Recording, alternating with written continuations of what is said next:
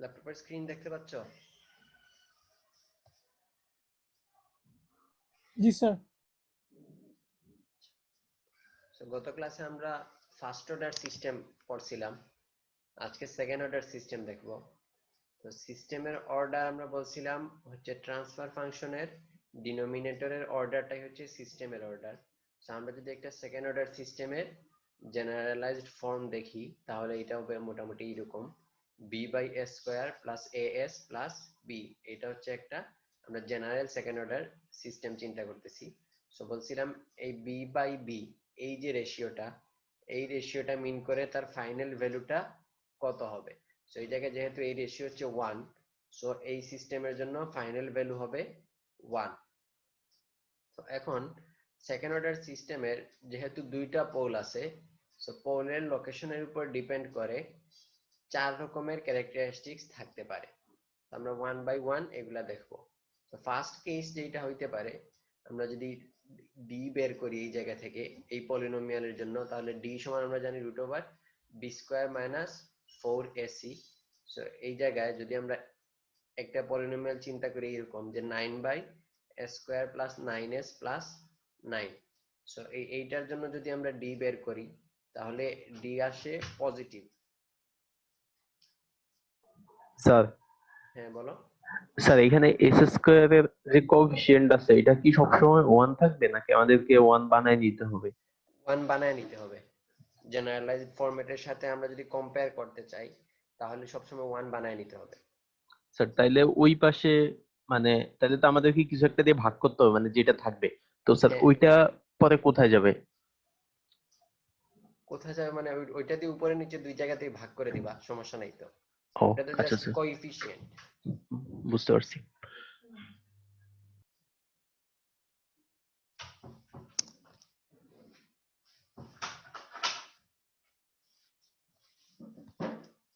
তো যেটা বলতেছিলাম, এই স্ট্রাকচারের জন্য যদি আমরা ডি বের করি তাহলে এটা পজিটিভ আসে, মানে এই ট্রান্সফার ফাংশনের জন্য। সো ডি পজিটিভ মিন করে হচ্ছে দুইটা পোলই রিয়েল হবে। সো দ্যাট মিন্স এই ট্রান্সফার ফাংশনের জন্য আমরা দুইটা রিয়েল পোল পাবো। এখন যদি আমরা পোল বের করি, সো এই পলিনোমিয়াল যদি আমরা সলভ করে এটার দুইটা সলিউশন বের করি তাহলে দুইটা পোলের লোকেশন পাবো -7.854 আর -1.146। সো এই ক্ষেত্রে আমরা two distinct real poles at -σ1 and -σ2। So এইটা হচ্ছে একটা ক্যাটাগরি। এই ক্যাটাগরিতে তাহলে আমরা দেখতেছি কি পোল দুইটা ডিস্টিংক্ট হবে এবং দুইটাই রিয়েল হবে। সো এই কেস যেগুলাতে হবে যে দুইটা পোলই ডিস্টিংক্ট এবং রিয়েল, তাহলে আমরা জানি যে একটা রিয়েল পোলের জন্য তার রেসপন্স হয় e⁻⁻σt। ফার্স্ট অর্ডার সিস্টেমে আমরা দেখছি, তো সাথে একটা কোএফিশিয়েন্ট থাকবে। তো সিমিলারলি তাহলে দুইটার জন্য কিরকম হবে, এটার জন্য আরেকটা -σ2t আসবে। সো এটা হচ্ছে তার ন্যাচারাল রেসপন্স, মানে শুধুমাত্র ট্রান্সফার ফাংশনের পোলের কারণে যে রেসপন্স। সো এটার সাথে যদি একটা ইনপুট দেই, স্টেপ ইনপুট, তাহলে এটার সাথে আরেকটা কনস্ট্যান্ট আসবে। সো এটা হবে তার ফোর্সড রেসপন্স, দুইটা মিলে হবে টোটাল রেসপন্স। তাহলে এই সিস্টেমের জন্য আমরা যদি টোটাল রেসপন্সটা ড্র করি তাহলে এটা হবে কি এই পোলের জন্য একটা টার্ম 7.854 e⁻⁻7.854t, আর এই পোলের জন্য আরেকটা টার্ম, আর স্টেপ রেসপন্স মানে স্টেপ ইনপুট যেহেতু দিছি ওইটার জন্য একটা কনস্ট্যান্ট। সো এই জায়গায় ফাইনাল ভ্যালু হচ্ছে দেখো 9/9, এর রেশিওটা হচ্ছে 1। সো ফাইনাল ভ্যালু হবে 1 এর কাছাকাছি। সো এই যে রেসপন্সটা ওইটাকে বলা হয় ওভার ড্যাম্পড রেসপন্স। তো এই যে সিস্টেমটা আমরা বললাম যে টু ডিস্টিংক্ট রিয়েল পোল, যদি দুইটা ডিস্টিংক্ট রিয়েল পোল থাকে তাহলে ওই সিস্টেমের যে রেসপন্স ওইটাকে বলা হয় over damped response. Over damped মানে হচ্ছে ওইটাতে ড্যাম্পিংটা বেশি হচ্ছে। দ্যাট মিন্স ফাইনাল ভ্যালুতে, তার মানে হচ্ছে সে তার যে ফাইনাল ভ্যালু 1 আছে, ফাইনাল ভ্যালু পর্যন্ত সে যাইতে পারে না, ড্যাম্পিংটা এত বেশি হয়। এজন্য এই সিস্টেমকে বলা হয় ওভার ড্যাম্পড। আমরা যদি সেকেন্ড আরেকটা কেস দেখি, যেমন এইটার ক্ষেত্রে আমরা আরেকটা ফাংশন নিলাম এখন যে 9/s² plus 2s plus 9। So এইটার জন্য যদি আমরা ডি বের করি তাহলে এটা কত, √b² - 4ac করলে এই জায়গা থেকে দেখতেছি এই টার্মটা আসে নেগেটিভ। সো এই টার্মটা যদি নেগেটিভ আসে তাহলে আমাদের বুঝতে হবে যে দুইটা পোলই হচ্ছে কমপ্লেক্স পোল। আর কমপ্লেক্স পোল সব সময় কমপ্লেক্স কনজুগেট আকারে থাকে। তাহলে আমরা বলতে পারি এই সিস্টেমের জন্য two complex poles at minus sigma d plus minus j omega d, মানে রিয়েল এক্সিসে সিগমা ডি ডিস্টেন্স আর ইমাজিনারি এক্সিসে omega d minus omega d ডিস্টেন্সে তো দুইটা কমপ্লেক্স পোল আছে। তো এই সিস্টেমটা হচ্ছে তাহলে দুইটা কমপ্লেক্স পোল থাকলে, একটা রিয়েল পার্ট একটা ইমাজিনারি পার্ট, তো দুইটা কমপ্লেক্স পোল থাকলে ওইটাকে আমরা বলবো আন্ডার ড্যাম্পড সিস্টেম। আমাদের যদি ডি যদি নেগেটিভ আসে, দুইটা পোলই যদি কমপ্লেক্স আসে, তাহলে ওই সিস্টেমকে আমরা বলবো under damped system. So under damped সিস্টেমের রেসপন্সটা হচ্ছে এইরকম, ফাইনাল ভ্যালু হচ্ছে 1 এই জায়গায়। তো সেইটা হচ্ছে ফাইনাল ভ্যালুর চেয়ে উপরে যাচ্ছে, পরে আবার নিচে যাচ্ছে, পরে আইসা একটা অসিলেশনের পরে আইসা সেটেল হচ্ছে। সো এই জায়গায় এটা হচ্ছে একটা under damped system. So real পার্টের জন্য আমরা জানি যে এই জায়গায় যদি খেয়াল করো যে এক্সপোনেনশিয়াল ডিকে, যেটা যে এই যে অ্যামপ্লিটিউডটা আস্তে আস্তে ডিকে করে সেটেল হচ্ছে, সো এই এক্সপোনেনশিয়াল ডিকে টার্ম এইটা আসতেছে রিয়েল পার্ট থেকে, কারণ আমরা জানি যে শুধুমাত্র রিয়েল পোল থাকলে e to the power minus sigma t ওইরকম হয় তার রেসপন্স। সো এই কমপ্লেক্স পোলের রিয়েল পার্টের কারণে এক্সপোনেনশিয়াল ডিকে হয়, আর কমপ্লেক্স পোলের ইমাজিনারি পার্টের কারণে অসিলেশন হয়। এই যে অসিলেশনটা হয় ইমাজিনারি পার্টের কারণে। সো যদি শুধুমাত্র রিয়েল পোল থাকে তাহলে অসিলেশন থাকবে না, এই জন্য আগের গুলাতে আমরা কোনো অসিলেশন পাই নাই। তো এই জন্য কমপ্লেক্স পোলের ক্ষেত্রে আমাদের এক্সপোনেনশিয়াল ডিকেও থাকবে, তার সাথে একটা অসিলেশনও থাকবে। সো এইটার জন্য রেসপন্সটা ন্যাচারাল রেসপন্স, মানে শুধুমাত্র এই পোলের কারণে রেসপন্সটা হবে এরকম, এ e to the power minus sigma t cos of omega t minus phi. So e to the power minus sigma d t এই পার্টটুকু আসতেছে পোলের রিয়েল পার্ট থেকে, আর cos of omega t minus phi এই জায়গায় যে সাইনোসয়েডাল টার্মের যে ফ্রিকোয়েন্সিটা এটা হচ্ছে ইমাজিনারি পার্টের ভ্যালু সমান। সো ইমাজিনারি পার্ট থেকে আসতেছে সাইনোসয়েডাল টার্মটা। সো এটার জন্য যদি স্টেপ ইনপুটের জন্য আমরা রেসপন্স দেখি, তাহলে এই ফাংশনের জন্য স্টেপ ইনপুট দিলে রেসপন্সটা আসে এরকম। যদি আমরা ক্যালকুলেট করি তাহলে এটা 1 minus e to the power minus t cos of root 80। দেখো এই জায়গায় ফ্রিকোয়েন্সি গুলা কিন্তু এই ভ্যালুর সমান হবে, ওমেগা এর ভ্যালুর সমান হবে, কস টার্ম সাইন টার্মের ফ্রিকোয়েন্সি হবে এইটার সমান। সো এটা হচ্ছে আন্ডার ড্যাম্পড সিস্টেম। সো দুইটা রিয়েল পোল ডিস্টিংক্ট থাকলে ওইটা হবে ওভার ড্যাম্পড, আর দুইটা যদি কমপ্লেক্স পোল থাকে তাহলে ওইটা হবে আন্ডার ড্যাম্পড। এখন যদি আমরা একটা সিস্টেম নেই যে এটার মধ্যে কোনো রিয়েল পার্ট নাই, যে 9/a² + 9, সো এই ক্ষেত্রে a² + 9 এটা যদি সলভ করি তাহলে আসবে প্লাস মাইনাস j3। সো একটা আছে প্লাস j3 তে, একটা মাইনাস j3 তে, সো দুইটা পোলই হচ্ছে আমাদের ইমাজিনারি পোল, এটা কোনো রিয়েল পার্ট জিরো। আমরা বলছিলাম রিয়েল পার্ট থেকে ড্যাম্পিং আসে আর ইমাজিনারি পার্ট থেকে আসে অসিলেশন বা সাইনোসয়েডাল টার্মটা। সো এই সিস্টেমের জন্য যেহেতু দুইটা পোলই ইমাজিনারি, সো এটাতে কোনো ড্যাম্পিং হবে না, একটা পিওর সাইনোসয়েডাল ওয়েভ পাবো আমরা, এটাতে কোনো ড্যাম্পিং হবে না। তো এইটার জন্য রেসপন্সটা হচ্ছে কিরকম, a cos of omega t minus 5। তো এই ফ্রিকোয়েন্সিটা হবে এইটার সমান। সো এইটার জন্য যদি দেখি তাহলে এটাতে যেহেতু j3 ওমেগা হচ্ছে 3, সো ফ্রিকোয়েন্সিটা হচ্ছে cos 3t, এই জায়গায় ওমেগা হচ্ছে 3। সো এই যে সিস্টেমটা এটাকে বলা হয় আনড্যাম্পড, এটাতে যেহেতু কোনো ড্যাম্পিং হয় নাই এজন্য এটাকে বলা হচ্ছে আনড্যাম্পড।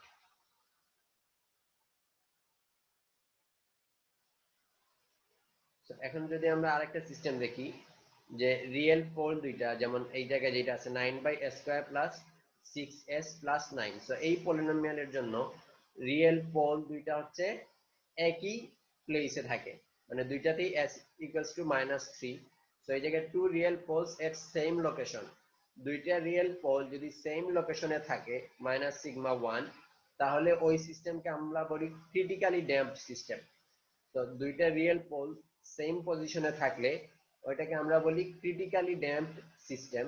আর ক্রিটিক্যালি ড্যাম্পড সিস্টেমের জন্য রেসপন্সটা হচ্ছে কিরকম, আমরা যদি এইটার পার্শিয়াল ফ্র্যাকশন করি তাহলে এটা লিখতে পারি 9/s+3 হোল স্কয়ার, আর স্টেপ ইনপুটের জন্য আরেকটা পোল আসবে s। সো এই জায়গায় পার্শিয়াল ফ্র্যাকশন করলে কি রকম আসবে a/s + b/s+3 + c/s+3 whole square.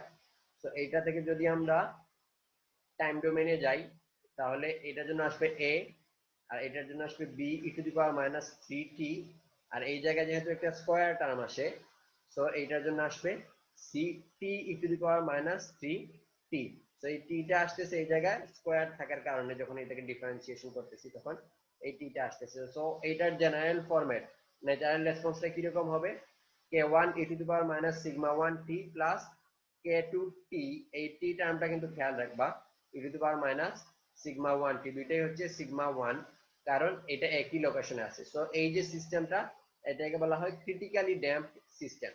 So আমরা এই চারটা কেস দেখলাম সেকেন্ড অর্ডার সিস্টেমে। প্রথমটা হচ্ছে ওভার ড্যাম্প, প্রথমটা হচ্ছে কি ওভার ড্যাম্প, পরেরটা হচ্ছে আন্ডার ড্যাম্প, পরেরটা হচ্ছে আনড্যাম্প, পরেরটা হচ্ছে ক্রিটিক্যালি ড্যাম্প। সো এই চারটা কেস ডিপেন্ড করবে লোকেশন অফ পোলের উপরে। এখন তাহলে চারটা কেস যদি আমরা একসাথে কম্পেয়ার করি তাহলে ওভার ড্যাম্প সিস্টেম হচ্ছে কি সে ফাইনাল ভ্যালুতে যাইতে অনেক বেশি টাইম নিবে, এই যে ড্যাম্পিংটা তার অনেক বেশি, সো এটাকে বলা হচ্ছে ওভার ড্যাম্প সিস্টেম। আর ক্রিটিক্যালি ড্যাম্প সিস্টেম হচ্ছে সে ওভার ড্যাম্পের চেয়ে তাড়াতাড়ি ফাইনাল ভ্যালুতে যাইতে পারবে, সো এটা হচ্ছে ক্রিটিক্যালি ড্যাম্প সিস্টেম।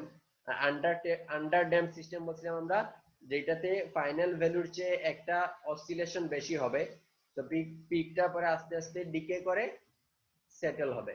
সো এটা হচ্ছে আন্ডার ড্যাম্প সিস্টেম, সো এখানে একটা ওভারশুট থাকবে। আর আনড্যাম্প সিস্টেম হচ্ছে যেটাতে কোনো ড্যাম্পিং হবে না, একটা পিওর সাইনোসয়েডাল ওয়েভ হবে। সো এই চারটা ক্যারেক্টারিস্টিক্স থেকে আমরা বলতে পারি যে ক্রিটিক্যালি ড্যাম্প সিস্টেমটাই হচ্ছে fastest response without overshoot. Undamped আর আন্ডার ড্যাম্পড এই দুইটাতে ওভারশুট আছে, তো ওভারশুট ছাড়া সবচেয়ে বেশি ফাস্ট রেসপন্স হচ্ছে ক্রিটিক্যালি ড্যাম্পড।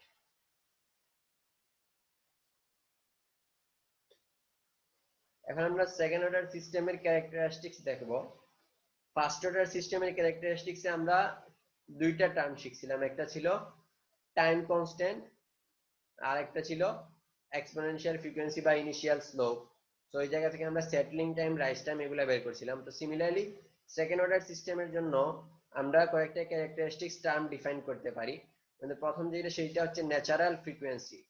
ন্যাচারাল ফ্রিকোয়েন্সি কোনটা? ন্যাচারাল ফ্রিকোয়েন্সি হচ্ছে the natural frequency of a second order system is the frequency of oscillation of the system without damping. ডেফিনিশনটা খেয়াল করো, the frequency of oscillation of the system without damping.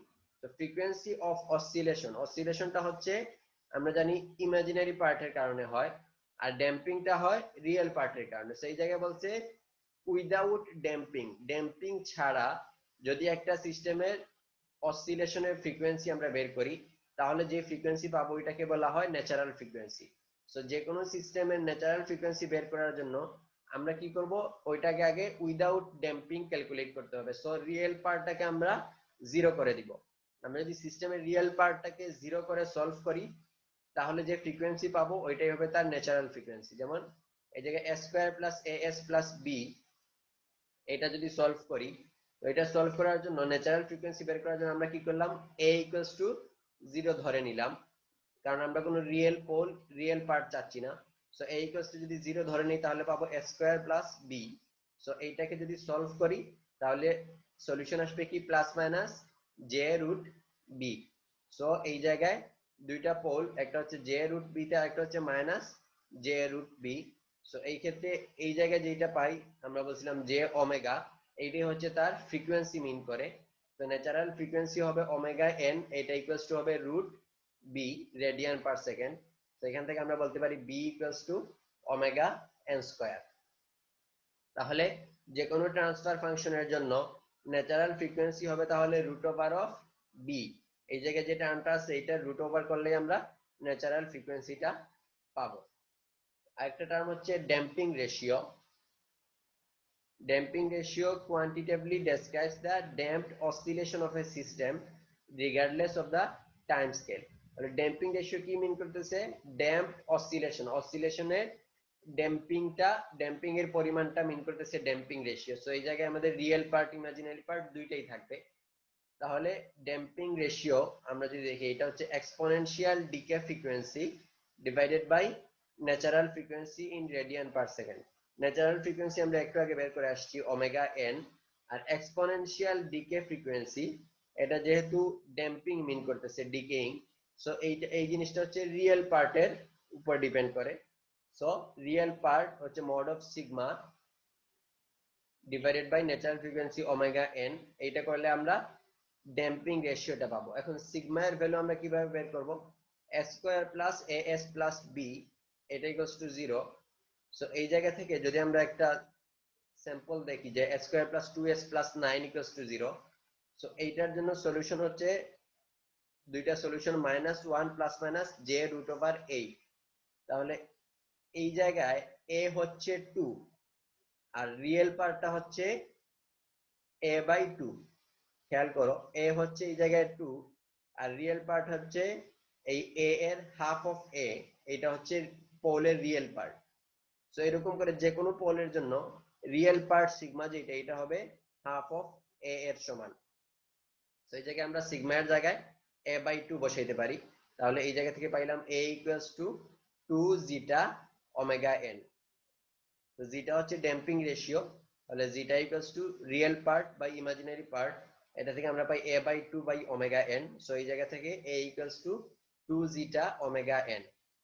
So এখন আমরা যে general form ছিল আমাদের b by s square plus as plus b, এই জায়গায় যদি a b এইগুলাকে এখন আমরা রিপ্লেস করি, তাহলে b সমান আমরা ওমেগা n স্কয়ার এটা পাইছি, আর a ইকুয়ালস টু পাইছি 2 জিটা ওমেগা n। তাহলে ট্রান্সফার ফাংশনটা এখন আমরা লিখতে পারবো omega n square divided by s square plus 2 zeta omega n s plus omega n square. So এটা হচ্ছে আমরা যে দুইটা ক্যারেক্টারিস্টিক্স টার্ম বের করছি, ন্যাচারাল ফ্রিকোয়েন্সি আর ড্যাম্পিং রেশিও, এই দুইটা দিয়ে আমরা কিভাবে ট্রান্সফার ফাংশনটাকে রিপ্রেজেন্ট করতে পারি। এখন যদি আমরা এই পলিনোমিয়ালটা সলভ করি, এই সিস্টেমের দুইটা পোল আমরা যদি বের করতে চাই, দুইটা পোলের লোকেশন, তাহলে এটা সলভ করে আমাদের s এর ভ্যালু বের করতে হবে। সো এটা যেহেতু সো এইটা তাহলে সলভ করতে পারি আমরা -b plus minus root over b square minus 4ac/2a। এই ইকুয়েশন দিয়ে যদি এটা সলভ করি, তাহলে s মানে পোলের লোকেশন পাবো minus zeta omega n plus minus omega n root over zeta square minus 1। এই জায়গায় b এর জায়গায় 2 জিটা ওমেগা n, তারপর 4a হচ্ছে 1 আর c হচ্ছে ওমেগা n স্কয়ার। সো এই ভ্যালুগুলো বসায় সলভ করলে আমরা দুইটা পোল লোকেশন পাবো minus zeta omega n plus minus omega n root over zeta square minus 1। So এই দুইটা পোল পাবো আমরা।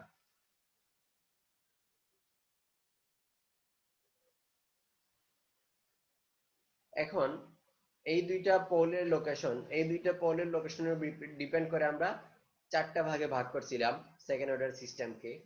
সো এই জায়গা থেকে জিটা এর ভ্যালুর উপরে ডিপেন্ড করে আমরা ওই চারটাকে ডিফাইন করতে পারি।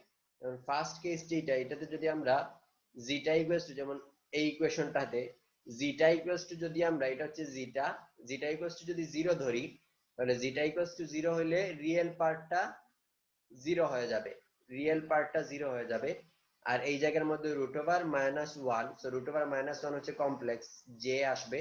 তাহলে আমরা এটার দুইটা পোল পাবো plus minus j omega n। So zeta equals to 0 এর জন্য আমরা পাবো plus minus j omega n।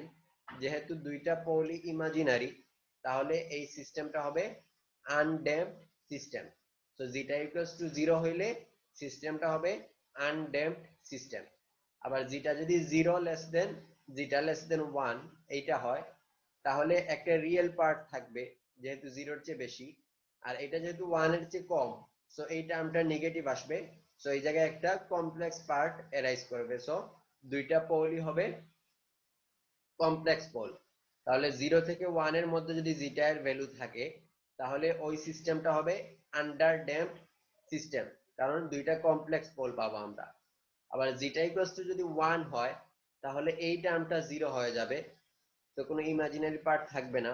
R জিটা equals to 1 হইলে আমরা দুইটা পোলই পাবো রিয়েল পোল, আর একই লোকেশনে থাকবে। তো যেটা ইকুয়ালস টু মানে দুইটা রিয়েল পোল সেম লোকেশনে, এইটাকে আমরা বলছিলাম ক্রিটিক্যালি ড্যাম্প সিস্টেম।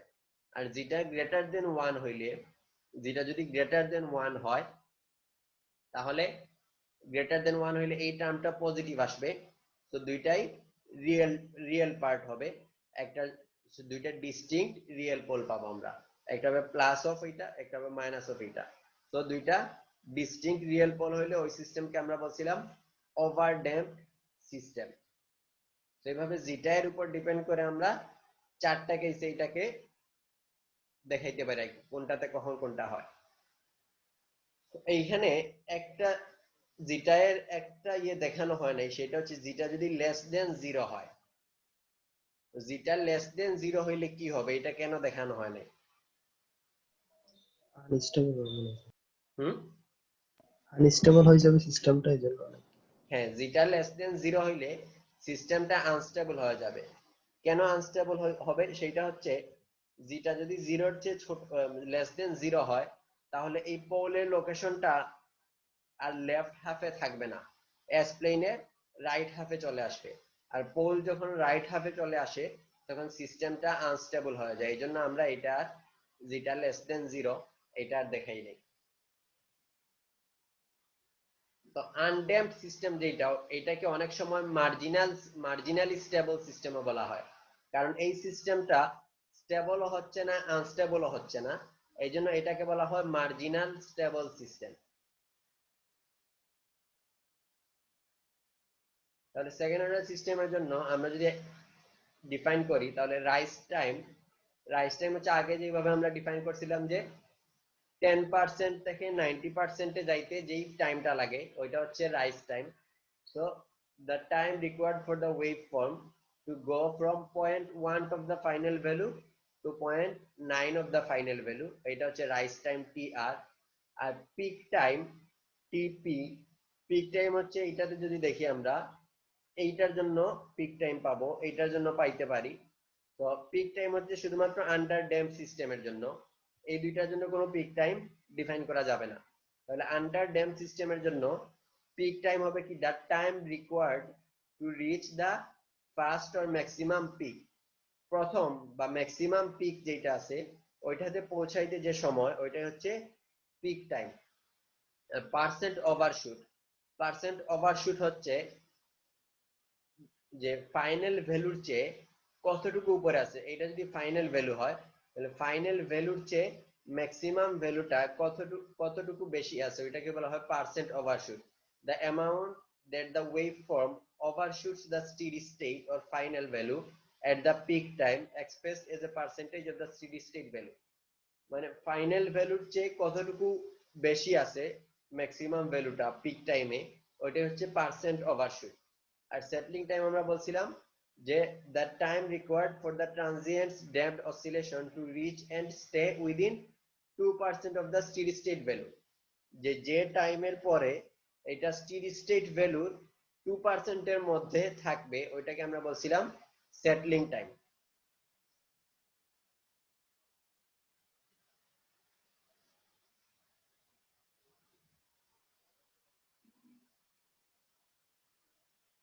এই কার্ভটা খেয়াল করো, এই কার্ভটা দেখলে বোঝা যাবে।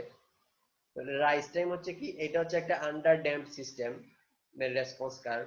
রাইস টাইম হচ্ছে এখানে সি ফাইনাল, এটা হচ্ছে ফাইনাল ভ্যালু হচ্ছে 1 আমরা ধরতেছি। রাইস টাইম হচ্ছে কি 0.1 অফ সি ফাইনাল থেকে 0.9 অফ সি ফাইনাল, এই যে 10% টু 90%, এই টাইমটা হচ্ছে রাইস টাইম। আর পিক টাইম হচ্ছে ম্যাক্সিমাম ভ্যালুতে পৌঁছাইতে যে টাইম লাগে, ওইটা হচ্ছে পিক টাইম টিপি। আর সেটলিং টাইম টিএস, এটা হচ্ছে কি ফাইনাল ভ্যালুর চেয়ে প্লাস মাইনাস 2% এ আসবে যে টাইমের পরে, ওইটা হচ্ছে সেটলিং টাইম। আমরা যদি প্লাস মাইনাস 2 একটা রিজিয়ন ডিফাইন করি, তাহলে 1.02 আর 0.98 এই রিজিয়নের মাঝখানে যখন আসবে, সো এইটাই হচ্ছে সেটলিং টাইম। সো এরপরে এটা এই রিজিয়নের মাঝখানে চলে আসতেছে, তো এইটাই হচ্ছে settling time TS. So under damp response, এখন আমরা under damp second order system, এটার জন্য কয়েকটা টার্ম দেখলাম। তো এটার জন্য রেসপন্স কার্ভ থেকে কিভাবে টার্মগুলো বের করা যায় ওটা দেখছি। যদি আন্ডার ড্যাম্প সেকেন্ড অর্ডার সিস্টেমের রেসপন্সটা আমরা বের করতে চাই ইকুয়েশন দিয়ে, তাহলে সিস্টেমের রেসপন্সটা হচ্ছে কি omega n square divided by s square plus 2 zeta omega n s plus omega n square. এটা হচ্ছে ট্রান্সফার ফাংশন থেকে আসছে। আর এই যে 1/s এটা হচ্ছে স্টেপ ইনপুটের জন্য। এখন এটার রেসপন্স আমরা বের করার জন্য কি করব, এটাকে পার্শিয়াল ফ্র্যাকশন করতে হবে। সো এইটাকে যদি পার্শিয়াল ফ্র্যাকশন করি k1/s plus k2s plus k3/s square plus 2 zeta omega n s plus omega n square, এটাকে পার্শিয়াল ফ্র্যাকশন করার পরে যদি আমরা এই k1 k2 k3 কনস্ট্যান্ট গুলোর ভ্যালু বের করে এখানে সাবস্টিটিউট করি, তাহলে cs টা পাবো 1/s minus s plus zeta omega n plus zeta by root over 1 minus zeta square omega n root over 1 minus zeta square divided by s plus zeta omega n whole square plus omega n square 1 minus zeta square. So এটা হবে cs। এখন এইটাকে যদি আমরা এই টার্মটাকে যদি inverse Laplace করি, তাহলে ct পাবো টাইম ডোমেইনে আন্ডার ড্যাম্প সেকেন্ড অর্ডার সিস্টেমের স্টেপ রেসপন্সটা পাবো।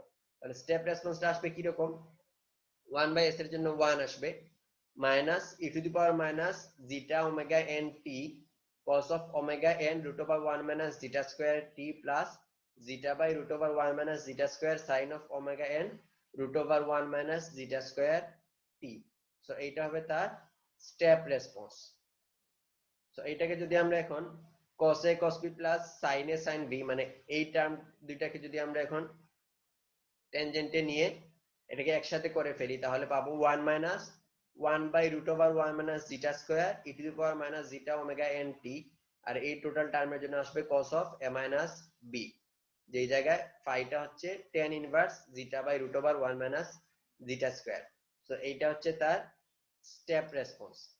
সো এই স্টেপ রেসপন্সটা ড্র করলে এরকম একটা কার্ভ পাওয়া যাবে। সো এই কার্ভ থেকে পরে আমরা rise time, settling time, peak time এগুলা সবগুলা বের করতে পারবো। এখন আমরা যদি দেখি যে পিক টাইম কিভাবে বের করব,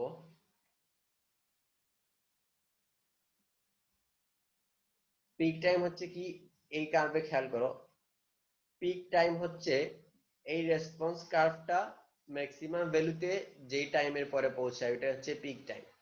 তো এইটা বের করার জন্য আমরা যেটা করব সেটা হচ্ছে এই রেসপন্সটাকে যদি আমরা ডিফারেন্সিয়েট করি, ডিফারেন্সিয়েট করে ডিফারেন্সিয়েশনের ভ্যালুটাকে যদি 0 বসায় দেই, তাহলে যেই পয়েন্টে এটা ম্যাক্সিমামে পৌঁছাবে ওই জায়গায় ডিফারেন্সিয়েশনের ভ্যালু 0 হয়ে যাবে। তো ডিফারেন্সিয়েশনের ভ্যালু 0 বসায় সলভ করলে আমরা পিক টাইমটা বের করতে পারবো।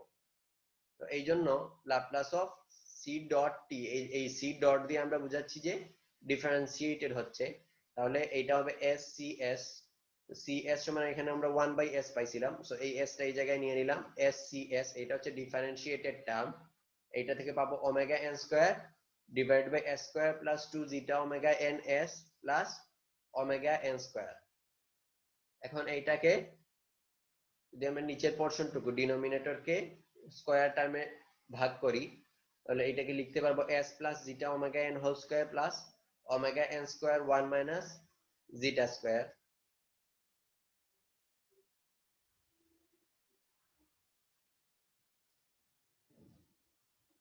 তারপর এখানে দুইটা জায়গাতেই root over 1 minus zeta square দিয়ে ওমেগা n স্কয়ারের সাথে root over 1 minus zeta square দিয়ে মাল্টিপ্লাই করলাম, ডিভাইড করলাম, তো এটা সেম থাকলো। এখন যদি আমরা এটাকে ইনভার্স ল্যাপ্লাস করি, তাহলে সি ডট টি এটা সমান পাবো omega n by root over 1 minus zeta square e to the power minus zeta omega n t sine of omega t root over 1 minus zeta square t. তাহলে এটা হলো ডিফারেন্সিয়ালের value. এখন এই ডিফারেন্সিয়ালের ভ্যালুটাকে আমরা 0 ধরে যদি সলভ করি, তাহলে এইটা হচ্ছে ডিফারেন্সিয়ালের ভ্যালু। এই ডিফারেন্সিয়ালের ভ্যালুটাকে যদি আমরা 0 ধরে সলভ করি, তাহলে এই টার্মটা কখন 0 হবে, যখন এই সাইন পার্টটুকু 0 হবে তখন এই টোটাল টার্মটা 0 হবে। So sine of theta equals to 0 হলে আমরা জানি theta equals to n pi. So ওই জায়গা থেকে omega n root over 1 minus zeta square t, এই টার্মটা ইকুয়ালস টু n পাই, এইটা হলে এই ডিফারেন্সিয়াল টার্মটা 0 হবে। সো এই জায়গা থেকে আমরা যদি টাইমটা বের করি তাহলে t ইকুয়ালস টু পাবো n pi divided by omega n root over 1 minus zeta square. তাহলে এখানে n হচ্ছে কি একটা ইন্টিজার 1 2 3 এরকম হবে। তো এই n এর ভ্যালুগুলা কি মিন করে, তো আমরা দেখছি যে t equals to n pi by omega n root over 1 minus zeta square, এই টাইমে তার ডিফারেন্সিয়ালটা 0 হয়ে যায়। তো যদি n ইকুয়ালস টু যদি 1 বসাই, তো এটা মিন করতেছে প্রথম যেই পয়েন্টে তার ডিফারেন্সিয়াল 0 হয় ওই পয়েন্টটা। তাহলে এই কার্ভের জন্য প্রথম যেই জায়গায় ডিফারেন্সিয়াল 0 হয় সেটা হচ্ছে এইটা। সো n ইকুয়ালস টু 1 বসাইলে আমরা ফার্স্ট পিকটা পাবো, প্রথম ম্যাক্সিমাম। তো n ইকুয়ালস টু যদি পরে আমরা এই কার্ভ দিয়ে আবার যাইতে থাকি, তাহলে একটা মোমেন্ট যখন সে মিনিমামে আসবে এই জায়গায় চেঞ্জটা ডিফারেন্সিয়াল করলে ডিফারেন্সিয়ালটা 0 হবে। তো n ইকুয়াল টু 2 বসাইলে আমরা ফার্স্ট মিনিমামটা পাবো। তো আমরা যদি ফার্স্ট পিক না বলে সেকেন্ড পিক বের করতে চাই, তাহলে কি করব, n ইকুয়ালস টু 2 এর পরে এই জায়গায় যদি আরেকটা পিক থাকে তাহলে এই জায়গায় আরেকটা ডিফারেন্সিয়ালের ভ্যালু 0 আসবে। সো n ইকুয়ালস টু 3 বসাইলে আমরা সেকেন্ড পিকটা পাবো। এভাবে আমরা first peak time, second peak time এগুলা বের করতে পারি। তো এখানে জাস্ট ফার্স্ট পিক টাইমটা দেখাইছে। ফার্স্ট পিক টাইমটা হচ্ছে তাহলে pi by omega n root over 1 minus zeta square, এটাকে আমরা বলতেছি t p. Peak time normally first peak টাইমটাই বোঝানো হয়, কিন্তু পরীক্ষার মধ্যে কিন্তু ফার্স্ট পিক টাইম না দিয়ে সেকেন্ড পিক টাইম বের করতে বলতে পারে বা থার্ড পিক টাইম বের করতে বলতে পারে, যদি অসিলেশন থাকে ততক্ষণ পর্যন্ত। সো ওই ক্ষেত্রে আমাদের খেয়াল রাখতে হবে এই n এর ভ্যালুটা আমরা কত ইউজ করব।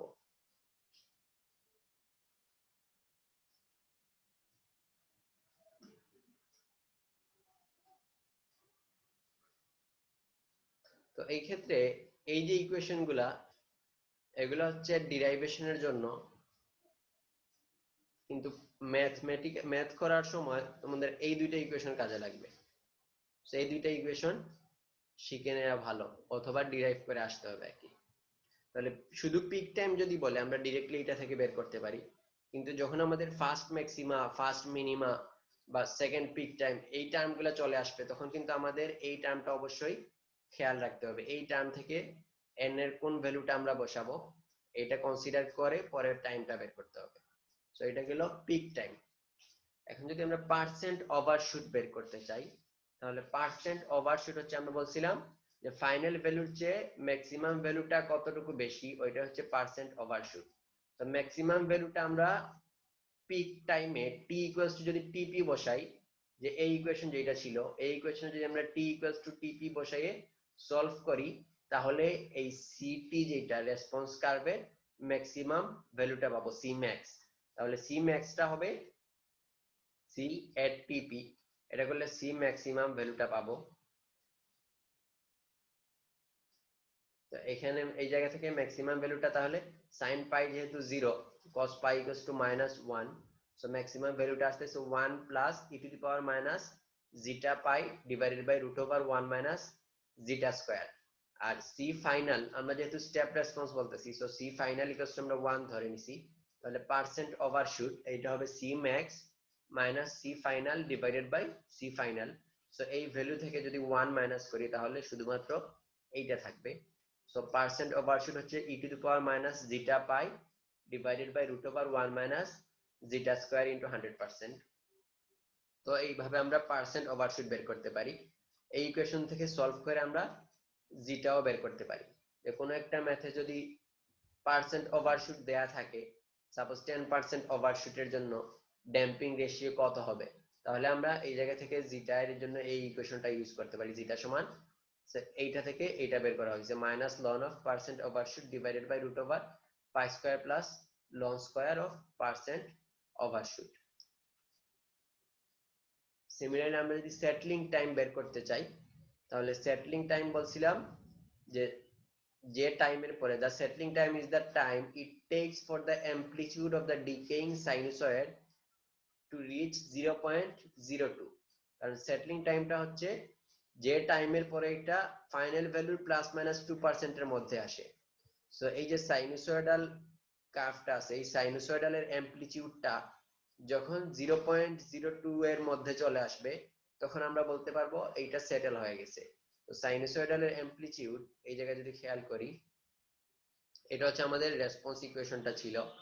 সো এই জায়গায় কস যে টার্মটা, এটা হচ্ছে সাইনুসয়েডালটা মিন করতেছে, আর এটা ডিকেইং অ্যামপ্লিটিউডটা হচ্ছে এইটা 1/√1 - zeta square e⁻⁻ zeta omega nt। এই টার্মটা হচ্ছে তার ডিকেইং অ্যামপ্লিটিউড। সো যেই মোমেন্ট পরে ডিকেইং অ্যামপ্লিটিউডটা 0.02 হয়ে যাবে ওইটাকে আমরা বলতেছি সেটলিং টাইম। সো এটা ইকুয়ালস টু 0.02 বসাইয়া আমরা যদি এখন ts, এই টিটা সলভ করি টি এর জন্য, তাহলে ts পাবো। তাহলে ts সমান আসতেছে minus ln of 0.02√1 - zeta square divided by zeta omega n। এখন জিটা এর ভ্যালু ম্যাক্সিমাম চেঞ্জ হতে পারে 0 থেকে 1 পর্যন্ত। আমরা যদি জিটা ইকুয়ালস টু 0 থেকে 0.9 পর্যন্ত ভেরি করি তাহলে দেখা যায় যে ts এর ভ্যালুটা 3.91 টু 4.74 পর্যন্ত ভেরি হয়।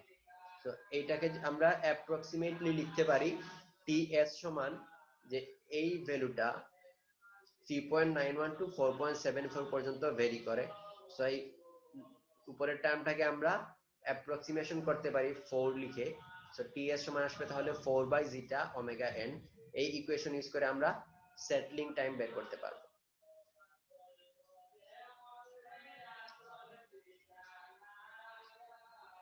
রাইজ টাইম বের করার জন্য টি আর এরকম কোনো ইকুয়েশন ডিরেক্টলি পাওয়া যায় না রাইজ টাইমের জন্য। সো রাইজ টাইম বের করার জন্য নরমালি যেটা করা হয় সেটা হচ্ছে এক্সপেরিমেন্টালি চার্ট বা কার্ভ প্লট করা হয়।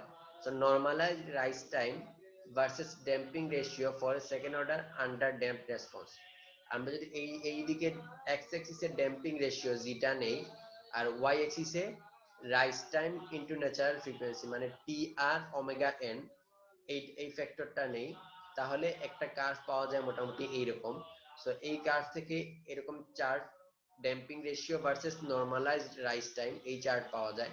পরে এই চার্ট থেকে রাইজ টাইমটা বের করা যায়। এই চার্ট থেকে কিভাবে রাইজ টাইমটা বের করব, সাপোজ ড্যাম্পিং রেশিও 0.5 হইলে নরমালাইজড রাইজ টাইম 0.5 এর জন্য নরমালাইজড রাইজ টাইম আসে 1.638। এই 1.638 কে এখন যদি আমরা ন্যাচারাল ফ্রিকোয়েন্সি দিয়ে ডিভাইড করি তাহলে রাইজ টাইমটা পেয়ে যাব। এইভাবে এই চার্ট থেকে রাইজ টাইম বের করা যায়। আবার এটাকে আমরা অ্যাপ্রক্সিমেশন করতে পারি। এই কার্ভটাকে যদি আমরা একটা স্ট্রেট লাইন দিয়ে অ্যাপ্রক্সিমেশন করি তাহলে রাইজ টাইমটা আসে 2.16 zeta plus 0.60 divided by omega n. তো পরীক্ষার ক্ষেত্রে যদি এই চার্টটা দেয়া থাকে তাহলে আমরা চার্ট থেকে ভ্যালু ইউজ করতে পারবো রাইজ টাইম বের করার জন্য, অথবা যদি এই কার্ভটা দেয়া থাকে এই কার্ভ থেকেও আমরা রাইজ টাইম বের করতে পারবো। যদি এই দুইটা দেয়া না থাকে তখন আমরা অ্যাপ্রক্সিমেশন ইকুয়েশন যেটা আছে 2.16 zeta plus 0.60 by omega N, ওই অ্যাপ্রক্সিমেশন ইকুয়েশনটা তখন ইউজ করব। তো কার কোনো কোয়েশ্চেন আছে কিনা জিজ্ঞেস করতে পারো থাকে।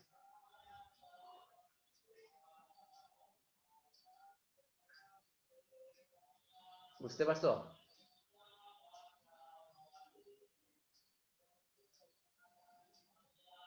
সেকেন্ড অর্ডার সিস্টেম আমি একটু ব্রিফ করতেছি আবার। সেকেন্ড অর্ডার সিস্টেমটা হচ্ছে পোলের লোকেশনের উপর ডিপেন্ড করে চারটা ভাগে আমরা ভাগ করতে পারি। একটা হচ্ছে undamped, underdamped, critically damped, overdamped. তো যখন দুইটা পোল ডিস্টিংক্ট রিয়েল পোল হবে তখন ওইটা হবে ওভারড্যাম্পড সিস্টেম। যখন একই পজিশনে দুইটা রিয়েল পোল হবে তখন ওইটা হবে ক্রিটিক্যালি ড্যাম্পড। আর যদি কমপ্লেক্স পোল থাকে তাহলে হবে আন্ডারড্যাম্পড। আর যদি দুইটা ইমাজিনারি পোল থাকে তাহলে এটা হবে আনড্যাম্পড। পরে আন্ডারড্যাম্পড সিস্টেমের জন্য আমরা রাইজ টাইম, তারপর হচ্ছে settling time, percent overshoot, peak time এগুলা বের করতে পারি। তো এগুলা বের করার জন্য ডেফিনিশন থেকে ইকুয়েশন গুলা কিভাবে ডিরাইভ করা হয়েছে ওইটা দেখানো হয়েছে। তো এই ইকুয়েশন থেকে যে পিক টাইম সমান আমরা পাচ্ছি pi by omega n root over 1 minus zeta square percent overshoot পাচ্ছি e to the power minus zeta pi by root over 1 minus zeta square, settling time পাচ্ছি 4 বাই জিটা ওমেগা n, আর rise time বলছি 4 থেকে বা approximation থেকে আমরা বের করতে পারি। সো আজকে ক্লাস মোটামুটি এই পর্যন্তই। কারো কোনো কোয়েশ্চেন থাকলে এখন জিজ্ঞেস করতে পারো। স্যার এই যে কি শিখতে হবে? হ্যাঁ বলো। এই ডেরিভেশন গুলো কি শিখতে হবে আমাদের? ডিরাইভেশন গুলা পরীক্ষায় শুধুমাত্র ডিরাইভেশন গুলা আসার চান্স কম। সেটলিং টাইম বা পিক টাইম এই দুইটা হয়তো আসলে বা পার্সেন্ট ওভারশুট এই তিনটা ডিরাইভেশন দেখতে পারো, কিন্তু এইটা যেটা আছে আমি একটু দেখাই যে এই কার্ভের ডিরাইভেশনটা লাগবে না আর কি। যে এই যে ডিরাইভেশনটা আছে, যে এই রেসপন্স কার্ভের ডিরাইভেশনটা, এটা খুব একটা আসে না, কিন্তু বাদ বাকি ডিরাইভেশন গুলা এই যে peak time, settling time, percent overshoot এগুলা ডিরাইভেশন শিখা লাগবে। কিন্তু পরীক্ষায় ম্যাথ আসলে তখন আর ডিরাইভেশন দেখাইতে হবে না, ডাইরেক্ট ইকুয়েশন ইউজ করতে পারবা। সেটলিং টাইমের যে এই যে 0.02 দিছি না আমরা, হ্যাঁ এটা তো স্যার 0.98 হওয়ার কথা না? মানে আমরা তো এখানে বলতেছি কি যে 0.98 পয়েন্ট, হচ্ছে কেন আমি বলি দাঁড়াও। সেটা হচ্ছে আমরা এখানে কি করতেছি 1 মাইনাস এইটা করতেছি, তাই না? সো এই কার্ভে যেটা দেখতেছো, এই কার্ভে যেটা দেখতেছো সেটা হচ্ছে 1 মাইনাস, মানে টোটালটা একসাথে দেখতেছো। কিন্তু এই জায়গায় আমরা কি বলছি, যদি টোটালটা 0.98 হইতে হয় তাহলে এইটা কত হইতে হবে? আচ্ছা বুঝতে পারছি স্যার, বুঝতে পারছো? 0.02। জি স্যার। আর কারো কোনো কোয়েশ্চেন আছে? না। আচ্ছা ঠিক আছে, তাহলে আজকে এই পর্যন্তই থাক।